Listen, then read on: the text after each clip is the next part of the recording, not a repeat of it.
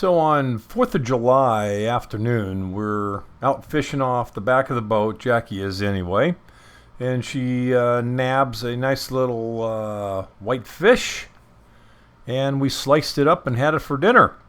Here's about 1.5 pounds calico that we put back in the water. Should have kept it. And later that night, she caught about a 10-pound horn shark. This is on the swim step. So out of frustration of figuring out why these fish are not biting more, I put my GoPro camera down below. And this is the contraption I made out of PVC from Home Depot. And you can see the GoPro there in the middle. And the holes are for the squid, as also a release that I put on it to hook up the fishing line to it. And when the fish pull it off, theoretically you've got a fish. So let's see how that all works out. But it kind of gives you an idea how these videos were recorded. So here I don't have a hook on the front. All I have is squid in the tube. As you can see, there's Jackie up there fishing. So I'm going to drop it down here. This is crystal clear water, but it's about 55 feet down right underneath the boat on Foxtrot, row Foxtrot. And here we have a female. This is a female sheephead. Seem to be very aggressive in watching all these videos when I'm playing back. The smaller ones you see are senorita fish. They have no fear and are aggressive. But the bigger ones here are the female sheephead. Almost look like carp. The one off there to the left in the background is a white bass, or a white fish rather. Not bass, but white fish, who's a little bit hesitant to come up to the tube. But this will kind of give you an idea of what they look like down there on the bottom. And they don't seem to be too afraid of the camera. This is the male sheephead. This is the only one that I saw in all the video that was taken. And you can see the teeth on this thing. Doesn't look very aggressive. Fearful of the camera and the contraption down below, that's for sure. But the females never seem to have a problem with it at all. So I pulled the whole thing up. I put a line on here with a hook, dropping it back down on the bottom.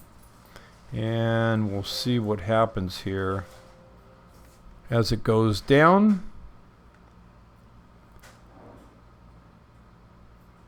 Here we are sitting on the bottom, and you can see it's a lot of grass down there, pretty flat. This is what I remember when I was diving there last summer. And you can see the feeding frenzy start on this thing. They're not afraid of the line or the hook, but they're going after the tentacles and making there's a white fish right there in the front.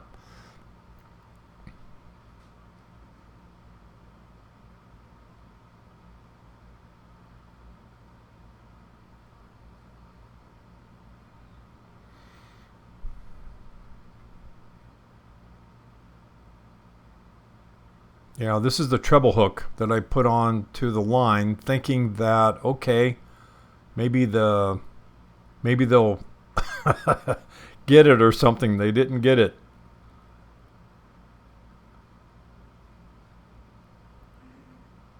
But they are aggressive. And this is the little pulling that you feel when you're fishing and nobody's really grabbing anything. So here they are. That white fish just devours the rest of it, and that's it. So I pulled it up, put some more bait on with a regular hook, not a treble hook this time.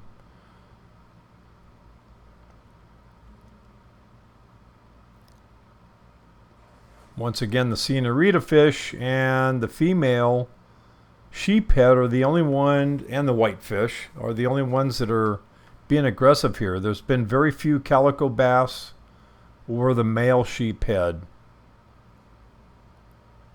This is kind of like a shark ripping and tearing apart at whatever the food source is, which I guess would be normal for anything like this underwater.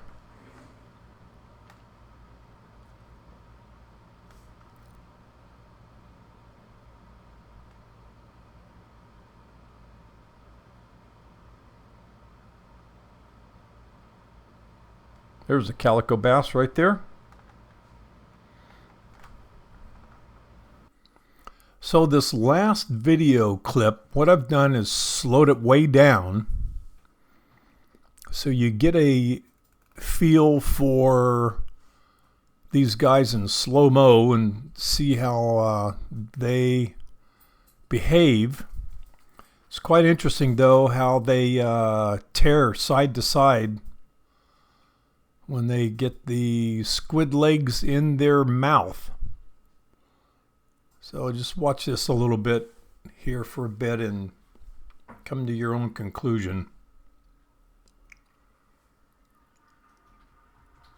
There's a whitefish right there in front of the camera. It looks like he's got the hook in his mouth.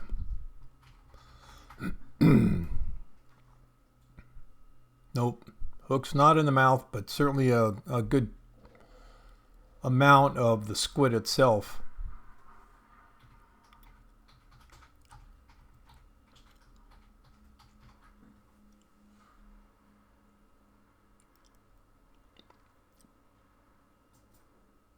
I guess if this fishing line was attached to a fishing pole and you were actually fishing in the traditional sense, other than the way I've got it set up here, you probably would have been pulling on it by now. But you saw that hook come right out of his mouth.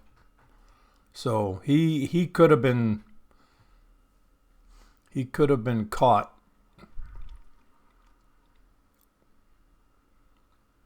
But these little senorita fish are worthless. Those are the ones that are taking the bait.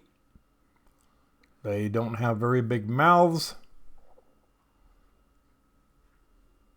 And they will nibble all day long. And you'll never catch them unless you snag them on the tail.